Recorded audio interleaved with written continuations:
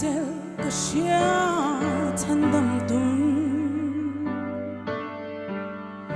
kharau tharmin chanti thandam na lui dai kain kadang lam ta mi bau ka lo ki re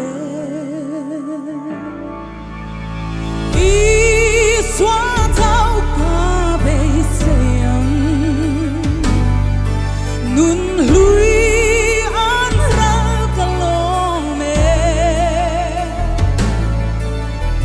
ta xóa để min ngài đam min thì sẽ nên min keng pha lung in bằng suốt chín cây mi xóa puar lệ tek sol phôi ngày tâm con đi cả zalenta cả kir to long nim lui cả vui liam ta xóa thao cả bể sương nun lui an ra cả lô mê ta xóa để min ngài đam min thì sẽ nên min keng phai anh em một xin nun par thia kin ching chin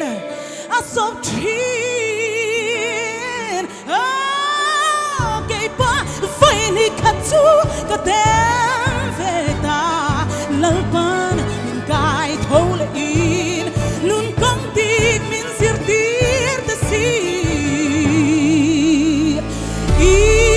xóa thao cả bể sương nun lui an ra cả lô mê ta xóa để min ngài đam min thì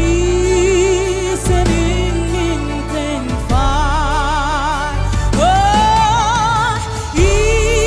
xóa thao cả bể sương nun lui an ra cả lô mê ta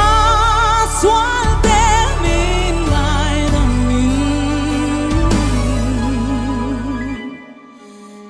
thì sẽ nên min keng phai